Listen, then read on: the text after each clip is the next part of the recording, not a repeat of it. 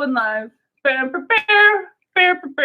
This tastes like purple. It tastes like purple. Good thing it's low booze because you're halfway through it. That is a side effect of a low blood sugar. You're just like everything goes in my mouth. Everything goes down fast. Everything.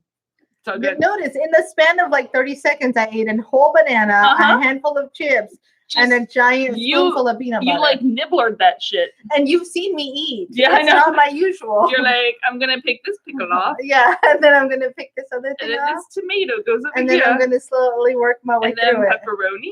Yeah, it's the fun things. For those of you watching, I had a low blood sugar that I'm slowly recovering from just before we started, where I was like, Grace need eat. Oh, I also had a handful of chips in that time. You did as well. Yeah. I feel like with the low blood sugar, I could go toe to toe with Nick. Probably. Yeah. Probably. It depends on the night. Yeah, sometimes I can go toe to toe with Nick and then I regret it in the morning. Yeah. Oh no, this is gonna hurt later. It's always fun too when I get a low blood sugar in the middle of the night. Because you basically sleep eat. Yeah. And then in the morning I'm like, ugh. Why does my mouth taste like garbage? Why does it taste like hot sauce and peanut butter and pickles? And it's fun chocolate? Too because Drakeson is created for bed. Yeah. But Stormy does it. Stormy sleeps on a pillow because he's a little bit more grown up and he won't just wander the house wildly at night. Yeah. But when I have a low blood sugar, he'll come into the kitchen with me and just watch like, my mama is so cool. Look at all the weird shit she can take down. I've never been more proud to be a Stormy boy of House Tollergeddon. Anyway. Yes. I am, for those of you on the video, I have finished a beautiful new sweater. Spoilers. We're only on the video. Middle. I know, but it's the middle of fucking summer here, but I have a brand new beautiful sweater. I won't wear it again until it's okay October. Because it's short sleeve. It's short sleeve. It's cropped. Yeah. It's but perfect for Florida. Wool's great for Florida. It's a Florida weather. It's a Florida sweater. Also, I'm just going to say that if this video stops in the middle of it, it's because we're in a monsoon. We're in monsoons. It's Jumanji. And power has flickered about 7 times, although not in a while. Yeah. But there's just rolling waves of tsunamis coming by the house. The only thing keeping our pool from overflowing right now is surface tension. I swear to you, that's the only thing. I'm not surprised. I saw it yesterday. Yeah, and it's like there has not. Can you give us a break so we can drain it at least? It's intense right now. Yeah. So I'm gonna eat another banana. This is happening. That's fine. Okay. Go for it. I'll cover. Sorry. So yeah, if the slight chance that the video breaks, now you can see like all the flotsam and jetsam on the table. It's like great this dark. Grace is in shadow. It's like this cool, like we've darkened everything. It's like we have legit lighting. We don't have legit. I've just turned on the 2 living room lights. No, it's on purpose. We're moody. Yeah, we are. Not just personality wise. Yeah. Okay, we're back. We're back. Okay, but we will show the princess. Yes, show the princess. I was gonna say something else and I forgot what it was. I was so distracted. Okay, are we ready for let's just do it. 175. 175. I haven't even opened the app yet. All right, Tay. Ready, go. Welcome to episode 175 of There's No Place Like Terra, Stargate First Watch Rewatch Podcast. I am Nixie. And I'm Grace, and today we're going into SG1, Season 8, Episode 12, Prometheus Unbound, a.k.a. oh my god, it's Chloe Frazier. I don't care that her name is Claudia Black. It's Chloe Frazier. Today, as we're rewatching and I was doing notes, Jesse goes, you don't even like her. Like, it's true. Because the first time I met the character, I fucking hated her. And I think I may have shared that on the episode. Yeah, I think you did. But he was like, you don't even like her. And I was like, things No. change. Move on. But Go away. first of all, things change, and second of all, just because I don't like the character doesn't mean I don't like the actress behind the Doesn't character. mean I don't love her. Exactly. Yeah, like I can hate her and love her at I once. have like too many AKAs in this. Something about size really does matter, but like there's too many. We'll settle on the good one as we go. So I have another one. Yeah. It's AKA taking the John McClane feat. Because now it's in back-to-back episodes where a character in the episode. True. Guys, I had a low blood sugar, so I sound drunk. I promise you. She is not. I'm not. I'm just Yeah. slowly making my way through 2 bananas and peanut butter and a handful of chocolate chips. Where a character takes on the John McClane properties of, oh shit, hit in the fan, run away, hide in the ducks, go to the weird closet with stuff to grab. It's true. I just like Hans Olo. Hans Olo. There's just too many. We'll settle on an AKA as we go because this is ripe with them. AKA Hans Olo. So, anything else? Oh, we had a different D&D adventure last night. It was so much fun. Nixie DM'd for Jesse and I and Nick bartender Nick. And bartender Nick. Yes, we couldn't play with our normal group and we wanted to play. So also Jesse was so sick. Our DM could not DM. Our DM had a terrible week in the world of mental health, where I had to, which became then my terrible week. Of course it was. Because I love all of y'all. The boys are giant babies. They are. I'm pretty sure that when I had dental work similar to his done, I drove my ass there and then drove my ass to work. But I'm also crazy. You are. And you also have an extremely high pain tolerance. I do have and just drug tolerance. Very fair. Just like drug level That's tolerance. Actually very true. Yeah. For the lack of alcohol tolerance I have, I make up for it in drug tolerance. Yes. You know what? Yeah, I'm gonna take all those things back.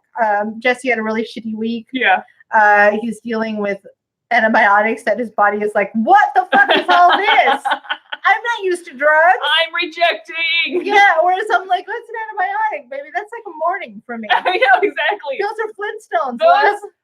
Those have never affected me either. Yeah, I'm like, why don't you just take a Flintstone vitamin? It's gonna do the same goddamn thing. I had when I had I had a thing with my I had wisdom teeth. I had a thing with my lip, and there was a giant hole. The stitches. I think that was before the. No, that was during. Yeah. So I had the horse tranquilizers of antibiotics. And my body gave no shits about. My body's like, bring it, motherfuckers. We do this all day. This is how I get stronger. Yeah, you only make me stronger. So anyway, our DM could not DM. Our usual DM was not in DM mode. And in the middle of everything, we just wanted to play, and so hit things. Husband bartender Nick was like, "Well, why don't you just come up with a quick one shot?" I've DM'd like 2 things. You know, he's a kid. And I'm just gonna like throw together. And I actually, within an hour, thank you, Critical Role. Thank you, Matt Mercer. Thank you for inventing the Slayer's Take. Jesse and I had a conversation. He goes, "A good DM knows when to just crypt things and go, this is mine now." Yeah. Listen. We had some 7th level characters. They're part of the Slayer's Take. They went out. They have to go kill a dragon. We have fun. Things. And it was fun. Yeah. Things were killed. And they were a little bit assholes, which was great. Things were assholes, killed some wolves. There was a moose involved. There was a moose involved, a wild moose. While the moose appears. And it was throw a Pokeball at lesson from the night, always check your hunting cabins for moose. Yeah, before you go in there. There were some frost giants.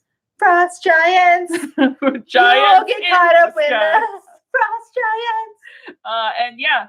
And it wasn't even it'll be a 2 shot. We didn't even make it to the dragons. We didn't. It was like, cool. This is where I'm gonna die. I just look at this thing while I try not to die. There was complex games of parchment, rock, boulder shears. Boulder shears and parchment, yeah. Yeah. Complex games of that. God, that was the best part of the night. It was hilarious. Was my character was like, cool, I'm taking first watch because I said so, the end. And then the 2 boys were fighting over the bit shift. But we made them do it in character.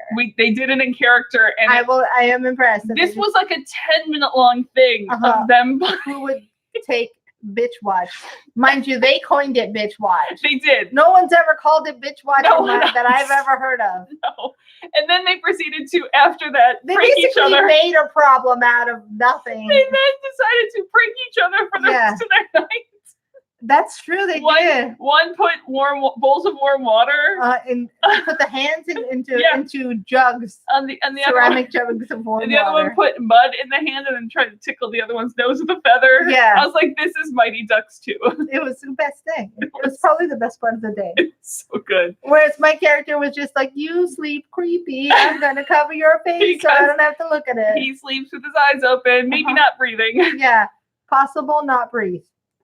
Weird sorcerer, man. Don't look this way while you're asleep. Sorcerers are always creepy. Fucking sorcerers. So that was your D&D update for this week. Yay. There will be. I got to play a really cool character that actually a Nixie created. I did, and I created for a secret. So it's a secret, and Jesse won't listen to this beforehand, so we that's can share fine. here. Okay. There's a secret RPG adventure that's going to happen for his birthday. Yes. Where we're all a bunch of sailors on a ship where he has to be the captain. On a magic flying ship. On a magic flying ship. May or may not be pirates. May or may not be space pirates in the sea. But basically, we were testing out Nixie's character. Yeah. So Nick has made a paladin inspired by Thor, and I have made a war cleric, and a war cleric, an Asimir war cleric based on Valkyrie. Yes. So I was testing her out. Who basically is perpetually drunk, based on like the Thor Ragnarok Valkyrie. Yeah. So is consistently drunk and heals people. If she's gonna give you a touch heal, she's gonna punch you in the face. Yeah. And tell you to get your ass back in battle. So she was, So I play tested her, gave her a little bit of Grace flavor, made her a slight bit of an asshole. It was great. but it was like, hey, get your ass back in here. I'm healing you so that you get your ass back in here. I'm not wasting this heal on you Get for the no fuck reason. in there, soldier. So yeah, it was fun. Yeah. So we just changed the names of the characters and both to protect the innocent. To protect the innocent, and Nick tested his named a Holdor, which we all hurt a little inside when he did that. Holdor. And then then the other one we renamed Valkyrie Ash because she's essentially inspired by Ashley Johnson's 2 characters on Critical Role. Guys, Critical Role. Anyways, okay. We're here. We'll do a tangent cast on Critical Role when we finally finish Vox Machina. When we're done with Vox Machina, we'll do a Vox Machina tangent cast. Okay, December 21st, 2004. Oh, that's almost Christmas. I know. This was a good Christmas present. Christmas. Written by Damian Kindler, directed by Andy Sexual Makita. tension. The best Christmas present. Maybe that's the AKA. AKA sexual tension. Yes, I like it. AKA foreplay. I like it. So special guests, obviously, the one and only. AKA Scarousal. Sorry. Sorry.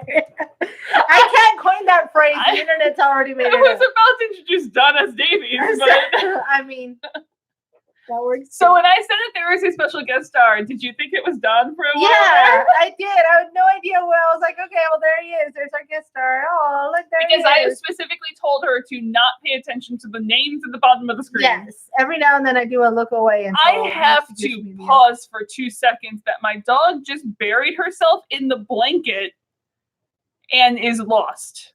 I'm gonna keep recording. Damn, I missed it. She just found her way back out. I'm so sorry. I've never seen her do that before in my life. Dogs are fun. Okay.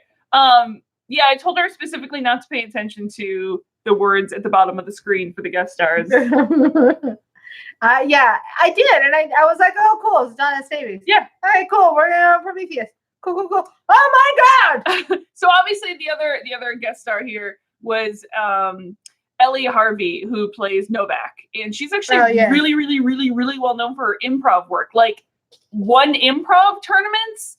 I didn't know they had improv tournaments. Like, I guess that makes sense. Yeah, she's super well regarded for improv work. So I can see that just in Novak. She's a delightfully irritating character. Yeah. Look, I'm having a hard time with it. I understand the humor. I don't love her yet. But it's fine. And I can see that. It's just, to me, it's the most, that's half what I would be on the ship. Okay. It's like she's a little too close to me, I feel like sometimes. Okay. I see, but I like you. I mean, if you take away the hiccup Yeah. part, it's the way she Yeah. was like interacting with Daniel. Oh yeah. See, that part of her I enjoyed. Yeah. I think the hiccup thing pulled me a It little was out too of much the of show. a gimmick. Yeah. It pulled me too far out of the show, but because I kept being like, but why would they do this? But like, so Yeah. it kept pulling me into the writer's room. Yeah. But that's okay. It's fun, and I get it. And then the guest star that I knew Grace would be excited about, the one, the only Claudia Black. The fucking coolest girl in the world. She is. You know what I realized? She is. Is this earlier this week is when I decided to dye my hair black. Uh-huh. And I realize now that it may have been some sort of what's the word called? Unconscious association. Yeah. Where I was like, oh, I'm ready to have my hair dark again. And then you're like, oh, that's right. Claudia Black has what might be the greatest hair I've ever In the seen whole on fucking anyone world. ever. Yes. I think I realize that now. And your hair is so close to hers. It is now. Well, just in terms of like thickness and length That's and fair. everything. Yeah, like yeah, your the way hair she is so wears it. close to hers. If only I could be so cool. Oh, but yeah. Gosh. Obviously, many nerds know her as Erin Sun from Farscape. You know, eventually I'll know her from that. You've seen the first episode? I have seen the first episode. I mean, they even introduced the two characters in the same way of like her taking her helmet off and everything. Did she just do the really cool, like, sexy motorcycle She removal does. of the helmet? She has that down. Yeah. And obviously Grace was like, Chloe! Yes. From Uncharted! I know you. You are the thief who's trying to steal Nathan Drake's heart from Elena. Also, Critical Role reference. She's It's a stretch, but yes. It's 6 degrees of Critical. And she's done a ton of TV work and movies. You've seen her around. Most recently, she's known mostly for her video game work, though. Her first video game actually was a Farscape video game. Nice. But Uncharted, Final Fantasy, Mass Effect, Gears of War. I even just heard her in Diablo 3 because Nick and I are playing through because I'm starting to get a little bit more into video games now. And any RPGs that can play 2 players, which are rare, I'm discovering, I'm down for it. But we're on like the Reaper of Souls section, one of like the little extra things. Anyways, I was like, that sounds like Claudia. That is Claudia Black. Yay. I love her. It's like the Cool Kids Club. It's like the Voice Actors Club. There's like all these people that you'll never know, but they all must know each other. Basically, Claudia Black is awesome. Yes. She just automatically gets the Terra Award for this episode. For just being awesome. I mean, just being Claudia Black. Like, we haven't even gotten into like the actual things that happen in the show, like the fucking fight scene. I know. Dear God, this woman is amazing. She's just the best. Yes. I want to be her when I grow up. Thank you for listening to the Claudia Black fan hour. Yeah. Well, thank you for listening to my TED Talk. Why Claudia Black is cooler than everyone. Yeah. Also interesting to note, there's no Teal'c and no Sam in this episode at all. That's true. Super rare for Sam. I think the only one for Teal'c, like in the series. The Claudia Black Power Hour. Oh, that's the perfect AKA. That's the AKA. The Claudia Black Power Hour. The end. So we started on the elevator, which I like how this conversation with Daniel and Jack mirrors Daniel and Sam's elevator conversation in the last episode. Anytime we're arguing, I love it. I love just seeing them bicker at each other. Just like siblings. Yes. And Daniel is still begging to go look for Atlantis. Yeah. And Jack is still going, no. I don't wanna.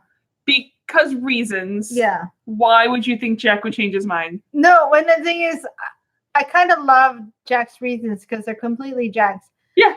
Yes, you could say that he's like, oh, I need you here. He's on this where it's safe, blah, blah, blah.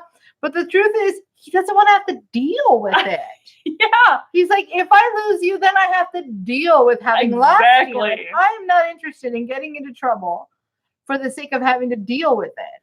And I love Daniel's response of, fine, I'll quit. Yeah. Okay, bye. And Jack's like, well, you haven't like tried holding your breath in a while. So you want to try it's like in this situation, Jack's the kid who's a good kid, not because he wants to be good, but he's like, it's just more work. I don't. It's easier to do good than to get caught and deal with shit. If I do things this way, they let me do more fun things. That's kind of why I was a fairly decent kid. I believe that. Was mainly because I didn't want to deal with getting caught. Sure. Yeah, it's more work. It wasn't because I'm like, I should be a good kid. There's a lot of expansion of energy in getting caught or trying to not get caught. It was like, it's just easier. It's easy to be lazy. I was too lazy to get in trouble. I love that. And anyways, so as they turn the corner into Jack's office, his chair is already filled by one General Hammond. He goes full Bond villain too. He's like, hello. All he needs is a cat. Jack O'Neill. Yeah. I'm taking my chair back, bye. I also love like Jack is like, welcome. Do you miss the chair? Yeah. Yes, actually. Do you want it back? Yes, actually. I'm taking the things. I'll just take. That's not what I meant when I said that. Yeah. So you're not going to outwit Hammond. Not on your best day. But yeah. So Hammond is there since he was planning a mission to Atlantis and wanted Daniel, which makes Daniel super happy. Yeah. It makes Jack super grumpy. And since Hammond outranks I literally just told him no. Hammond wins. You are undermining my authority. And there's something about Daniel and specifically RDA and Michael Shanks's like eye acting to each other. Yeah. That makes me super happy in this scene. There is something very specific that they've developed where it's like, haha, I'm telling you an entire thing. It's like in the How I Met Your Mothers when Lily and Marshall speaking thoughts. Speak the entire conversation across just with like eye glances. That's what they're doing. But Hammond will have the chair shipped to Washington. Jack can requisition a new one. We leave tomorrow. Yep. Also, I'm taking Walter. Yeah, let me also kick you while you're down. And the look on Jack's face, like through all of this, is just, But you know what? It's about fucking time he came back for Walter. Yeah. Walter's like his best bud. He's like his number one guy. The fact that Walter waited for him this long, I'm surprised. He's not like, bitch, I've moved on. He's moved on to Jack. Yeah. And credits. Dun, dun, dun, dun. So at the base before launch of the Prometheus, Daniel arrives in a very nice jacket. It is an interesting for like a denim jacket. You don't see that cut very often. Really nice jacket. I am a fan. And they do a really nice walk and talk. And so with Hammond and the mission is heading out since they haven't heard from the Atlantis mission since they left. And Daniel, as he's been saying and telling Jack this whole time, is vital for this with his knowledge base and ancient shit. Words and things. With his words and things. Yep. And Hammond is going himself because he sat back for years and years watching other people go off on adventures. And while he was sort of on the road to retirement, he gets to pick the leader of this Prometheus trip. So he gets to do it, yo. I love it. This is a different way to spin it. In his retirement, General Hammond flies into other galaxies. Yeah. You know, everybody picks up a hobby in their retirement. Exactly. Some other people pick up an RV and go across the country. Some of them just go fishing. Prometheus and went across to the Pegasus Galaxy. Yeah. No big deal. Easy as pie. That's the kind of badass that he is. He is. And as some people like to hike. Some people like to start wars intergalactically. But as Daniel says that they never leave anyone behind. And Hammond's like, we're not going to this time. Yep. So Prometheus launches. They're on their way in hyperspace. Daniel's leading a briefing on what they do know about Atlantis. You know, hoping they just don't have a decent power source to contact Earth again, which is ding, ding, ding, ding, ding. Ding, ding, ding. Yeah. And this whole time, Dr. Novak comes in with the hiccups that you either love or you hate. Yeah. And she's also a bit of a negative Nancy in this whole conversation. She doesn't actually think Atlantis is on the other end of this trip. I mean, she's technically not wrong considering where we end the episode. This is true. They're thinking that the Atlantis. But oh boy, I'd love to see her and McClane in the room. Oh my god. Talk about sexual tension. Oh man. They're thinking the Atlantis expedition may just be on an outpost, like within Antarctica, or a moon, or the bottom of a deep, dark ocean. Oh. Ding, ding, ding, ding. So many weird things. And Hammond is like, that's why we're going. Mm-hmm. And she's also going, well, even if they're even alive after all this, and she just keeps hiccuping. Yeah. And they're we just put all these bad things out into the world. There needed to be like some person there who's like, listen, all this negative energy, I'm gonna need you to take it and put it away from here. Put it in a backpack. And then deal with it. Keep your shit together. Get your shit together. Somewhere. So I've that it's lost together. The line from Rick and Morty. Take all your shit. Yes. So it's together. Put it in a backpack. Get your shit together. So they're take it to a shit museum. They're fairly sure. They're fairly sure they know where the Atlantis expedition landed in the Pegasus Galaxy.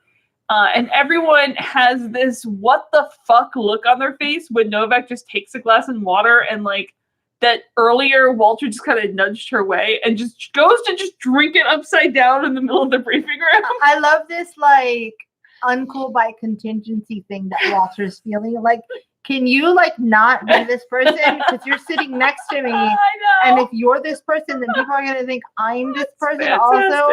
So he has to do the thing where he's like, definitely not my friend. Not my friend. Definitely not my friend. I don't know this person. Yeah, I've never met her been before. Here before. So in the hallway afterwards, Novak is basically a fangirl with a crush on Daniel, and it is adorable. Yeah. Mm-hmm. I have been here before. Everyone has been here before. Like apologizing for like contradicting him during the meeting, and like.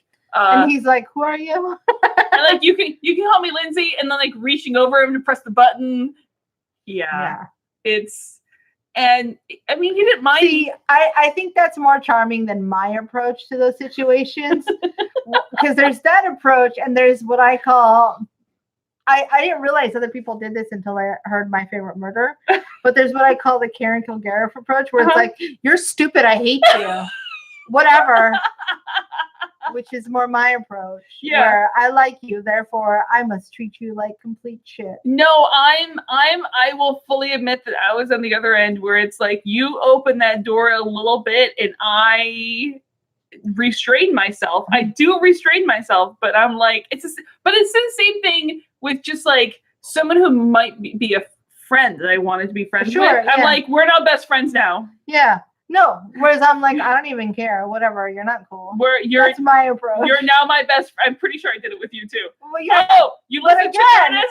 We're best friends. Yeah. And again, the fact that we are friends is a miracle, because my approach is like, whatever, I don't even care that you're my friend. I don't need friends. I'm not vulnerable to anything in life. I could take you or leave you. Bye. Cut 2 years later, where it's like, please never leave me alone. I've gone 36 hours without talking to you. Are you dead? That's weird. Why are you not responding to my text message? Which is untrue. Like that, I don't think that happens. No, again, if it's 24 hours without at least a text, one of us does assume the other one's dead, though. I guess you're dead now. I'll go take care of your dog. / dogs, depending on who it is. I have a new dog now. Okay. Yeah. So I will give Daniel credit because he's like, does acknowledge that there are good odds that she's right in terms of the whole expedition is dead. Yeah. But he also goes, with the hiccup thing, have you tried like holding your breath or something? And apparently her hiccups goes back to like grad school, and she gets it whenever she's scared or stressed, which is why she turned down the Atlantis mission in the first place. Well, she's got to make sure she gets that in there, so he's impressed by her. Yeah, because she was accepted to the Atlantis mission. Just so you know, I'm here on my own volition. And then the alarms start going off, and Danielle rushes off to see what it is, while Novak tries holding her breath because the handsome man told her to. Yeah. On the bridge, Hammond... In fairness, if I was around Daniel, I might be a complete blithering idiot. I don't even know that I would have the wherewithal to be the dickhead. I'd just be like, okay. Goodbye. To be fair, I'd probably be the same around Von Vala, too. Yeah. Yeah. I know, words good. Yeah, words. Han Solo. Yeah. That would be A weird awkward line. Yeah, basically. So on the bridge, Why are Hammond, you laughing like that? I don't know. they just make like the most attractive couple. Like it's not. It's two. There's two. Seriously. Like, at some point, they have to cancel each other out. I'm convinced that Claudia Black, I want to keep calling her Chloe Frazier, but I know that's not her actual name. I'm convinced that her type is the intelligent, slightly roguish adventurer. Yeah. Because Daniel and Nathan Drake are basically the same guy Very in a lot of similar. ways, except for the killing. So you gotta imagine she's sort of drawn to that type, Probably. which I'm for it. It's yeah. So on the Not bridge, that I am or anything. not at all. Daniel flies in, he runs in. Hammond fills him in that they're getting a distress call, and they're still in the Milky Way. They haven't made it that far. They hear this broken up woman's voice. They require assistance. Something has failed. They've lost power. And as much as they don't want to delay to get to Pegasus Galaxy, they're not going to turn down helping someone who's 20 minutes off the road. Right. You know? So they get there. There's 2 gold ships disabled floating in space, an Alcash and a cargo ship. And the distress signal was from the Alcash. They're both very damaged, and immediately Colonel Reynolds is like, "It's a trap!" I'm surprised they don't just call him Colonel Akbar. It's just Colonel Akbar. Yeah, Colonel Akbar. It's a trap! It's a trap. And naturally, Daniel instead, on the opposite end, is like, maybe there's an uprising of humans and we need to go help them. Because that sounds common. And yeah. Reynolds also is like, listen, Mr. Hopeful of full of hopefuliness. Meanwhile, Reynolds like basically taps Hammond on the shoulder going, Alcashes are cool. Yeah. We should take Can that. we have that? I want that. Finders keepers. I loot the ship. Loot the ship body. Yeah. So Reynolds and his SG3 beam over to the I Alcash. loot the universe. I loot everything. Yeah. There was, we found bodies that we've never seen before that are out in the woods with nothing. Loot them. Can I loot it? Listen, in fairness, I did cast Speak with the Dead first. To be fair, and said, sorry, you're dead. In fairness, I did specifically put rings of cold Yeah. resistance on their fingers for you to loot. I said, sorry, you're dead, bro. I'm taking your shit. Because I knew I had a crew of murder hobos. It's fine. We buried the bodies. Only because you're a cleric. Yeah. Only because I intimidated the rest of the murder hobos into doing so. Basically, literally intimidated the rest of the murder hobos to bury them. So anyway, so SG3 rings over to the Alcash. There was some sort of battle. They find dead Jaffa everywhere. And as they head to the bridge, they can hear the rings activate again. They, get a call. On the Prometheus bridge, we see a Predator. Oh yeah. Come through the rings. Not great times. And even better, Walter is now locked out of the security system around the rings room. Which that's what we should have first understood, because the real Predators are not that intelligent, right? They're just like hitty all the things. They have baseline intelligence. They're more programmed. Yeah. Like they don't adapt thinkers. well. Yeah.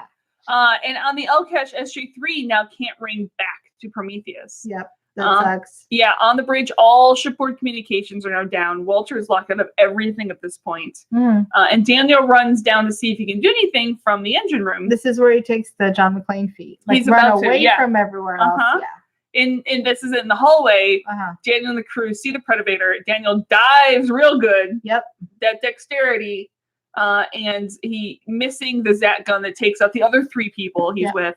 And he sneaks off and runs in the other direction. Cool. Yikes. On the Alcash, the rings activate, not of their doing, and just deposit unconscious crew on the floor. It's like, here, you forgot this. Yeah, basically.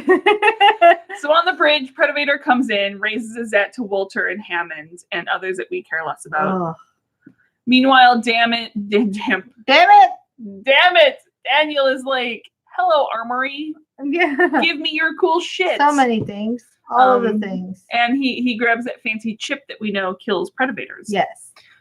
As the rest of the bridge crew is beamed over to the El Cache, the look on Hammond's face is just, well, fuck. This is me now. Is basically his face. Yeah. This ended poorly. This went downhill fast. Yeah. So they... You know what it is? He's like, fuck, how am I going to not get in trouble with my wife for taking this mission out that I kind of sort of probably did against her will, and now I'm going to die? Yeah. How do I make her not angry at me for dying? So they run to the bridge of the El Cache, and there they watch Prometheus fly away. And Okay, bye, ship, bye. They try to get the ship up and running, but the engines are offline, controls are dead, weapons are dead, everything is dead, and Walter did a head count. They're only missing Daniel Jackson. Missing one Daniel Jackson. Who makes his way to the bridge of the Prometheus. The Predator doesn't even notice him. Hits him with the fancy energy weapon that should kill it, and it does nothing. Daniel can only say, "Oh crap," before he is zatted unconscious. Also a giveaway, Predators don't really use Zat guns. No, that's true. Yeah. Well, they don't really deal with control systems either. No. Yeah. So on the El Cache, Novak is still hiccuping. She has a massive headache, but she can get the ship working. For damn sure she can get the ship working. Oh, yeah. Well, she said it now, so now she's gonna. Exactly. One way or the other. So at the same time, Walter is looking on the controls, and you can tell that they are lucky that even life support's working. Yeah. Not sure how long they have on that. And the cargo ship, it's even worse condition than the El Cache is. Yikes. Which is strange. Him and Hammond agree that the Predator would go through so much effort to keep them alive instead of just, killing them. And now the fun starts. Daniel wakes up. Yeah. Tied to the command chair. Well, Predator works. Daniel just starts rambling like we all would do. Yeah. How strange it is that the weapon he fired didn't kill it. That you guys normally don't take prisoners.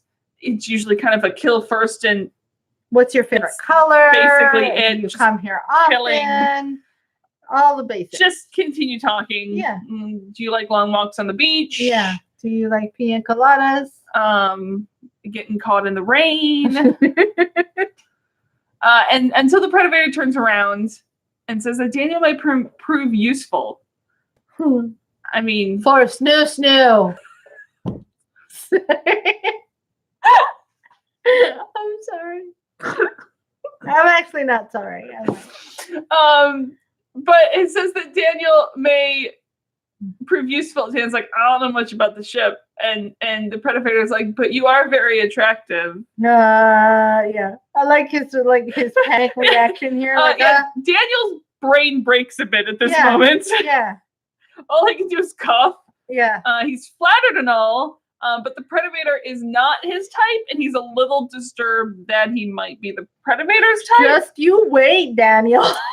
You're going to regret and Daniel flinches away in horror as the Predator goes to take his helmet off, because remember what actual Predators look like underneath. Yeah. They're basically nightmares. And Kaylee agrees. Yeah. Kaylee! Hush!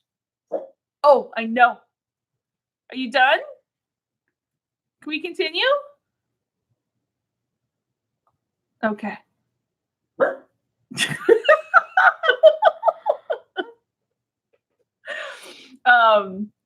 And so Daniel flinches away, like as the Predator is taking its helmet off. You know what actual Predators? It's gonna be pretty. They're like Skeletor. It's nightmares. Yeah. And it's not. It's not mares. And it is Claudia Black instead. It's like sexy girl tossing hair, 80s metal rock playing in the background. Yeah. Pour some sugar on me. In the name of or it's like, take me down to the paradise city where the grass is green and the girls are pretty. Oh, won't you please take me home? All of a sudden, she's like on the hood of a Trans Am. Yeah. She's just on the hood of Prometheus. Kaylee likes that. We're not even going to edit that. No, Kaylee, I don't know if she's barking at dogs or me singing. Usually it's probably one of the two. Both. She's a critic. Anyway, also, so Vala won't hurt Daniel much. Yeah. She hopes. Yeah. Unless he some, likes it. Romantic comedy music starts playing. Yeah. Right? That's their meet cute. How did you guys meet? Oh, she kicked my ass in another galaxy. How'd you guys meet? Well, she tied me down to a chair and then straddled me. Yeah. Kicked my ass while we were trying to get to the Pegasus dimension. So Galaxy. once Vala is down to basically a black unitard, and trust me, comfort above all else, I'm down for just unitard living. Well, it's like she pulls that thing off. Somehow it's like the coolest black unitard you've ever seen. It is pretty damn awesome. I'm pretty sure this is just a mocap unitard, like without the trackers. That's probably why she's to so it. comfortable in it. Exactly. It's just a mocap suit before the mocap part. And she wants to send a long range mission, and Daniel's like, I have no clue to do that. She's like, well, you lie. Well, yeah, I mean, I know. Well, yes, sometimes I do, but right now I don't. Try to be honest, but sometimes white lies and blah blah blah. And as he's talking, Vala just slaps him across the face. I think he's starting to enjoy it. And then offers to kiss it to make it better. That's when you're like, oh, she's scary. She's off the Richter scale on the hot crazy scale. Scary. She is so far off the hot crazy scale. Daniel, I mean. This is when he hits the definition of Scarousal. Yeah. Yeah. So I might die and I like it. Vala is smart. Vala is quick. She will get this ship working without Daniel's help. And she hasn't heard of Earth. She gives no shit what an archaeologist is. No shit about a rescue mission. She's like, can I have the ship? No. Okay, discussion over. And she slams her fist. Again. Spoilers, future D&D character. I had no shock. Yeah. I believe remember that monk we were talking about? I think that's it. At some point, I think I mentioned in some like really early when I was still doing the spoiler casts. Yeah. About how there is a character coming up that we see in this episode that Grace would want to make a D&D character off of. Hit things. What do you do? I hit. And then what? And then I hit. She'd be a fantastic. And then what? And then I hit again.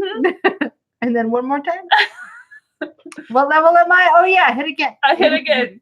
And so she figures out something, and Kaylee, hey, you're being very annoying this episode. I love when she punctuates. Okay. Oh, and I love the look. Daniel just looks over and is just going, "What the actual fuck have happened?" Am I dreaming? Yeah. And he's that guy with the butterfly meme. He's like, "Is this heaven?"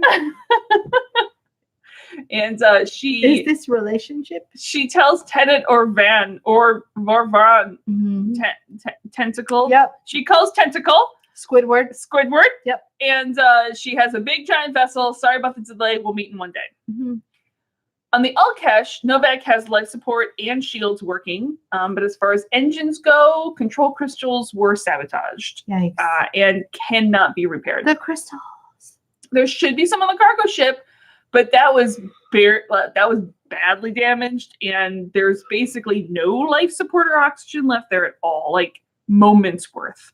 And Hammond won't let anyone go besides him. Because he's a fucking badass. He is. He's like, this is my retirement party, bitches. I get to make the calls. Someone took his ship and he wants it back. Here's my question. This is a gold ship. Like, it's in space. Yeah. There's nothing on that ship that would supply them oxygen. Yeah, that's true. There's got to be... Some cargo room somewhere has some oxygen in it. Maybe they're just really bad at searching. Probably. They rolled really poorly on investigation. They all rolled like 5 and under. Most people botched. So back on the Prometheus bridge, Daniel is covertly trying to like slice his bindings while Vala's getting frustrated about the lockout on the hyperdrive. When he snarks off, she just shoots him in the shoulder. Yeah. And she can fix it. Yeah, which is another interesting thing. She has magic powers. He's like, I'm not going to tell you the codes. I know it. So she straddles him and pulls out a gold healing device to heal his shoulder. Yeah. She's not a Gould, but she was previously host to one. But I met one. Which is why she has knack on her blood and why she can figure out this rather primitive ship. That's an interesting ass backstory. Yes. Holy crap. Because in this case, it's not the technology, but the size that matters. Yeah. And then she specifically looks down towards Daniel's penis. Dirty. She asks for the code again. He's like, bitch, I don't know. Yeah, legitimately, I don't know. Yeah. And I know you're talking about my penis, but I don't know if you've seen how big my balls are. I'm not fucking telling you shit. And she gets up and heads off, but not before like looking back at him with some rom-com music again. Yeah. Another meet cute. Yes. So Hammond is gearing up to head to the other ship. He'll only have a few moments at the most. He will not hear anything from Reynolds. He is going, and Walter tells him Godspeed. Yep. The moment he's on the ship, he's Walter, struggling. The best guy. I know. The moment he's on the ship, he's struggling to breathe. Mm-hmm. Novak calls over once he's in the engine room, giving him directions, where to find the crystals. We can see his vision's already blurring. Yeah, look, I don't need a Bio 1 class to tell me that no oxygen is bedtime. It's bedtime, so you kind of need that. Yeah. You kind of need oxygen It's to gonna live. not work. The second panel doesn't light up. And so between the darkness and his vision, it's almost impossible to tell which the clear crystal is. Yeah. And he grabs one and eventually collapses on the floor. Yes. Novak realizes that if there was a firefight on that ship, when the staff weapons expel carbon dioxide, there's even less oxygen than they thought there was. So there's like negative. everyone oxygen. goes rushing towards the They ring. need to keep a couple plants on all of these ships. That's what Yeah, they need to do. That's all it exactly. takes. Greenery, yo. Yeah. Photosynthesis. So Hammond stumbles into the ring room, crawls the last couple inches, throws the crystals into the ring, and then collapses on the ground. Yikes. Reynolds beams in to grab Hammond while Walter grabs the crystals on the other side. Mm-hmm. They get Hammond back to the ship with air. Reynolds isn't even sure that Hammond's breathing. Mm-hmm. And Novak's like, you should give him mouth to mouth. And for some reason, Reynolds pauses. Yeah. And I'm like, training, yo. But here's what I'm going to guess, right? But yes, they're all trained and they're all technically soldiers. Yeah. But the majority of these people are scientists. So how often do you think they're actually in this But position? Reynolds is not a scientist. He's the leader of SG3. Okay, so another thing. Yeah. How often does the leader of the team have to? And here's really what it comes down to. It's your boss. It is, but also like he's dying. Yeah. It's a little weird. He's dying though. It's like, oh, who's gonna kiss the boss? First, But it's like, not kissing no, the you're boss. right. And it's not. It's like keeping someone from dying. Yeah. But then he wakes up just in time, coughs himself awake, and Reynolds is like, excellent waking up, sir. Yeah. And Hammond just whispers, get the ship moving. So Prometheus is flying. Vala's pondering over crystals in the engine room. Yeah. Pulling one of them. She gets a course plotted for the hyperdrive, and Daniel comes in with his ad, and Vala really liked him tied up better. And since Not surprised. the suit that she's wearing absorbs zap blasts, she says he really better make her take it off. I mean, if she had herself at gunpoint, turning the ship around wouldn't be her first choice of things to do. Right. Dirty. And yeah, Vala rewrote the access code so only she can run the nav system. She's now a hacker, man. She is. And she's trying to save the last of her people, and this ship is her only hope. Liar. And Daniel's like, if you had told us that, we would have helped you. Yeah. So they find an L cache on the sensors. Vala's like, I'm pretty sure that's not your people. I disabled their ship. You people are dumb. You It's fine. Like everyone else in the entire galaxies, because now there's multiple, have underestimated Earthlings. the crappiness of Earthlings. Earthlings. Because I wouldn't even say intelligence. It's sheer stubborn. It's just crappiness. Stubborn tenacity. Yeah. Is what gets humans. Unwillingness to give up. And so Vala takes her chance and kicks the Zat out of his hands, hits him across the face. Yeah. Daniel blocks another shot and just punches her right in the nose, like elbows her right in the nose. It's pretty good. She's like, "You hit me!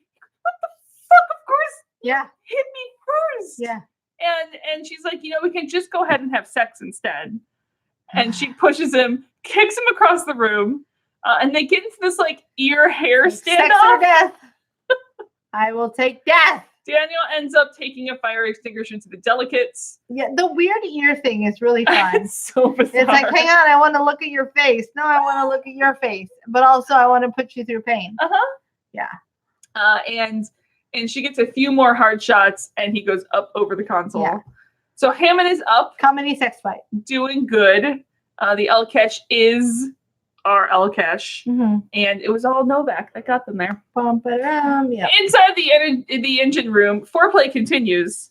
Daniel just crawls around, sees Vala, turns around, and tries to crawl away. And somehow Vala ends up on his shoulders in like a Zinnia on a top move. Yeah. Like, look, every way that she tries to grapple him is not for convenience. No, they're all Kama Sutra poses. Yeah. So he breaks free. She kicks him, lands, straddles him again. Yeah. Pulls him up, strokes his cheek, kisses him. He reciprocates for a second until he's like, "You're a fruitcake." Yeah, you're fucking nuts, lady. And so she headbutts him. It is very strange foreplay. The best. Here's the thing, though, guys. It's your first date. Yeah. That's a lot. Save some for the second date. How about don't put all your cards on the table right away? Somehow, I don't think this is all their cards. They're just going to start zatting each other. This is not all their cards. No, it's really not. She gets up to go to the console. Daniel gets up and zats her. Sure. Yeah. On the El Catch Bridge, they do have weapons back again. So Hammond tells them to take out the sublight engines, but before they can, the Prometheus jumps into hyperspace.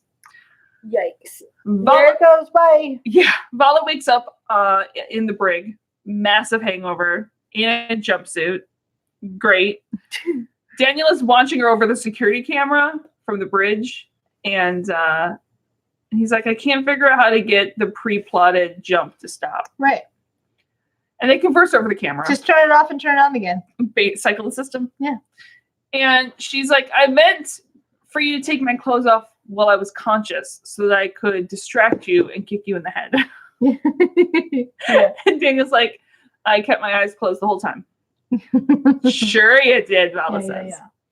She's like, I know I'm hot. It's all good. And Daniel like does the little squeezy head thing. Yeah, I'm crashing your head. I'm crashing your head. I like that. It means he's also a fan of Kids in the Hall. Yeah. And regardless, he is Canadian. He is Canadian.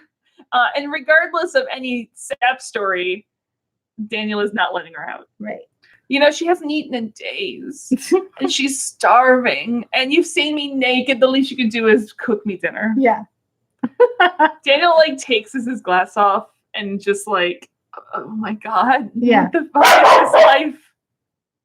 So cut to her maxing out on all of the food in a weird like mess of smorgasbord. Well, and it's like I can't even tell what she's combining with what. It's like rations with mustard and ketchup. But then I swear there was like some cookies. There's some like orange peels. Yeah. So like she throws this apple to Daniel. Like he pays no attention, just rolls off the table with like he's just sitting with his Zat gun pointed at her. Yeah. And she tells the story. 10 years ago, the Tok'ra incited a revolution on our planet. And it was up against the ruling Gould. Once all the Jaffa were dead, they captured this Gould and they tortured her and beat her for days. Kaylee, I'm trying to ignore you, but you're making it real difficult. This might be too many to ignore. Are you done? You're being real hard this episode. I don't know where we should cut back to. I'm just 'cause it's gonna- pretty fucking. I'm just going long. to tell the story again. Okay. It's the earlier parts are just going to live there. Are you done? All the fun the video people get. This is gonna be super fun to edit. I blame you, Kaylee. Are you done?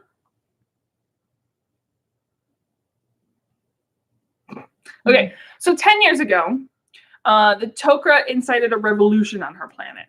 And it went up against the ruling Gould. And once all the Jaffa were dead, the Gould, they captured the Gould alive. Mhm. And they tortured her and they beat her for days.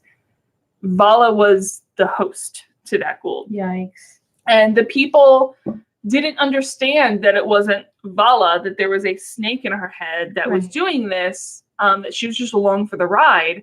The Tok'ra basically felt sorry for her, realized what they did, and they rescued her and they removed the snake from her head. Right. So her people now, the people of this planet, are in trouble. And Camulus showed up, and when he showed up, the Tok'ra disappeared. Fuck. The people didn't surrender, so Camulus ordered them all wiped out. They saved as many as they could on ships going back and forth, hit out on a moon that could support them, that could support life. Camulus didn't know they were there, so they were safe for a while. There was no Stargate there, so they don't have enough ships to relocate everyone in one go. So they keep tabs on the planet, stealing supplies and technology when they can. And now that Camulus is dead, Ball is searching all of his territory, so they're Right. not going to be able to stay secret for long. This is their chance to run. Yeah. So she's tried stealing an Elcash, and she was hoping for one of her own ships, her own people, to get her distress signal. But then this big, beautiful ship showed up Right. that she could ferry all of her people in one go, far away, free from Gould. Mhm. Do you buy it? No, it's an interesting backstory. Uh-huh. Even after the episode is over, Yeah. I don't know that I buy it. Yeah, I they think- leave it beautifully ambiguous. I think there are grains of truth in her story. Well, the best way to lie is to tell the truth. Exactly. Exactly. I don't believe her at all. I believe that she's ultimately a good guy. Uh-huh. I don't know that she's so plainly a good guy. She's searching to help her people. She seems a little too complicated for that. So, I do like the idea of her having a gold in her head at some point, though. I mean, she does have NACO in her system Yeah, from being able to use the devices. that's true. So later, Daniel brings Vala back to the brig. The ship is flying to her homeworld, and Daniel can't stop it. They're not going to listen to Daniel. Can I put a brig in my house? Sure. Okay. Even if he tries to explain the situation, they're only going to talk to Vala. Mm-hmm. He's like, yeah, no. And he just closes the door. And Vala's like, this is bad. I'm just gonna put like shitty guest in the brig. Yeah. I don't like you right now. Go to the brig. So they arrive at the planet, and Squidward comes out over Yeah. the comms looking for Vala. Daniel's like, she's indisposed. She's pooping. Well, we're landing either way, so I'll see you at the coordinate. Fuck this shit. Okay, bye. This is shit day. So on the planet, at first, it almost looks like a scene from Firefly. It does, yeah. It's the opening of the hatch. And the super blah, blah, blah, Firefly. yeah. Vala is trying to hotwire the door open. She shocks herself Yeah. and speaks into the camera like she's like, look, the truth is this is not my home world, and you should not go talk to those people. But there's no one on the bridge to hear her because Daniel is already half in Predator armor going out to meet Squidward. The truth is, I lied. Squidward 2. Yikes. Daniel's like, the name's Olo. Hans Olo. Uh-huh. Vala is... I would have said Han Skywalker. I would have just said Han Solo. Yeah, it's fucking fair. Copyright. Vala is inside, and Daniel is trying to hide a surprised face since there's no fucking refugees anywhere to be transported. Yeah. Instead, they have refined weapons grade Naquita. I'm starting to think that this is where they got some of the plot for the Solo film. I never watched that. It's so good. Okay, I'll watch it. There's a lot of people that didn't love it. I just didn't make it to the theater. Yeah, it is. It's on Netflix now. And then life became my life. Yeah. It's just go along for the ride, and it is fun. I'm good with that. It's just a good caper. It's just a turn. It's just a. Don't overthink it. Got it. It's fun, and it's a I'm in. caper, and I'm in. fun things happen, and Chewbacca's there, and yeah, things happen. that's all you need to know. So it's really good, awesome Naquita. But this has been like a whole misunderstanding. Daniel is not selling the ship, which causes weapons to be drawn. And then some gliders start flying in overhead, firing at the ship. Apparently Prometheus was followed. Well, yeah. And Daniel is in the middle of something he super doesn't understand. Yeah. And he's like, I already shouldn't be here. Yeah. I don't know how I could have made this worse, but it just got so worse. he just like zats both Squidwards and runs. Gotta go. So back on the bridge, the ship is under fire. Sparks are flying. Vala wants out. I'm not going to tell you how to access the ship unless you let me out. Fuck. So Daniel opens the brig door. She has a giant grin on her face. She's like, I wanted to be won. free. I won. And don't even talk to Daniel about like the buyers and the Naquita and none of that shit. He doesn't want to hear it. Clearly she would like to discuss it. And he just like picks her up and goes to the bridge. Right. And no time. When they're able to take off, they're able to get the shields up. But they took a lot of hull damage before they got the shields up. So they can't go into hyperspace. They've just gone full like adventure hobos. A full adventure hobos. Like, oh, let's just fuck shit up everywhere. And now their shields are failing as well. Agents of Chaos. And Alkesh comes in. Daniel's able to take out one glider. The shields are gone. And they watch then as one of the Alkesh takes out another Alkesh. Interesting. Of course, it's Walter. Interesting. Oh, yeah. Walter's been waiting for this his whole life. Oh, my gosh, he has. He's like, I open the gate, I close the gate. I open the gate, I close the gate. I open the gate, I fire ships in I shoot the pigs. So Hammond calls over to Prometheus to check that things are all right. I mean, all right as they can be, and demands and Daniel demands that Vala unlock the system so the crew can run on board because your choice is or death. Yeah. The cake is gone. And by the cake, I mean my penis. The cake. See, Nick was playing Portal earlier, so I was going to make a Portal reference, and then it was just penis. It was just penis. Sometimes it's just penis. Sorry. It's the AKA we can't put on there. Nope. So she does. She unlocks the system. She's like, "What are you gonna do with me?" He's not sure. And just as she's trying to say excitedly with anticipation something, he just zats her. Yeah. This is probably a good call. So at some point later, Prometheus and the Alkesh are traveling together in normal space, slow space, sublight, regular space. The sublight. The crew are all safe. Backley. The crew are all Backley safe. Back penis words. So they're having to turn around and go back to Earth. They can travel. They can travel in hyperspace, but only for short distances with the hull damage they have. A long distance trip is not the best. Yeah. Grace has disappeared from the video. And at no point, they have no clue how long it's going to take to fix the ship before they can try again to get to Pegasus. But hey, Daniel points out, Novak's hiccups are gone. Hey, look at that. She's like, I didn't even notice. I was having too much fun. And Daniel's like, did you say fun? Yeah. The fuck are you talking about? Strange. You're a strange person. She is. Cue Walter calling over the intercom that the prisoner has escaped. And Daniel and Hammond go running.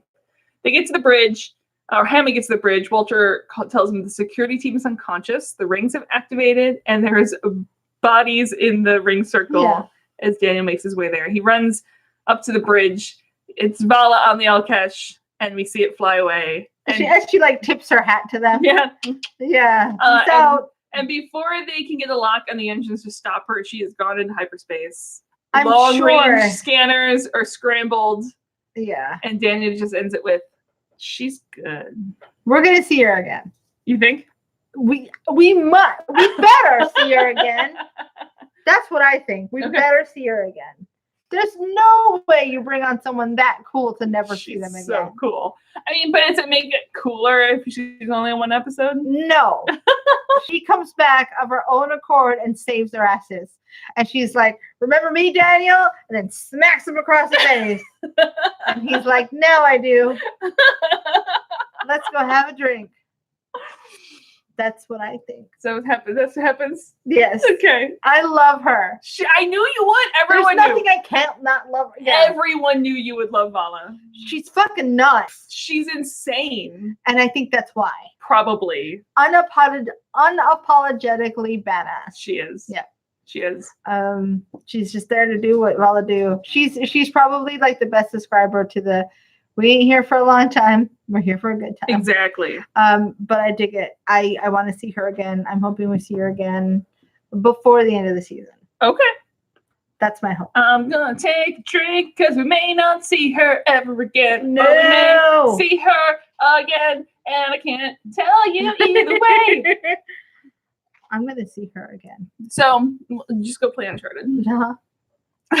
Uncharted. So I realize that we haven't put things on the top 10, but I'm having problems finding the file. So we will do that for next episode, 100% for sure. It's been weird times. It's just a couple episodes. It's been bad times at the El Royale.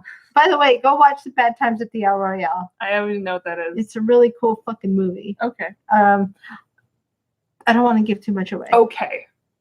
Chris Hemsworth's in it. I have to finish. John Hamm's in it. I have to finish. Speaking of John Hamm, the one thing I've watched that's not Critical Role in the past 2 months is Good Omens. Oh, I gotta watch that. We I didn't just- realize he was in that. He is. He's not a big part. He's a bit part. Yeah. That's gonna be one of my school is over. Yeah. I have 1 month. There's only 6 episodes, so it's like the one non-Critical Role thing Nice. I've watched, and it's so good. I have 1 month in the next year and a half free. Yeah. And then I'm done with school. Year and a half, maybe 2 years. So that's coming up. I'm 3 weeks away. It's the 1 month where I'm going to do all the things that I want to do. All the things. Yeah. Okay. So, We'll see you guys next week yes. with something related to Oh, Atlantis. sorry. Next episode is the Defiant one. The Okay. definite one. It's the Defiant one. It's the Defiant one. It's just a word that sometimes I read as definite. Yeah, I can see that. It's Defiant one. definite. The only reason I know it's Defiant is because the USS Defiant, because Oh. Star Trek. I know some of those words. Yep. We'll see you guys next week with I know I'm like not even with the Defiant one. Yes. Until then, find us on Twitter at Terra Podcast. Find us at Facebook at There's No Place Like Terra. Email us at theresnoplaceliketerra@gmail.com. Patreon.com/There's No Place Like Terra. Like us for his videos on Apple Music. We'll talk to you guys soon. Bye. Bye. Bye.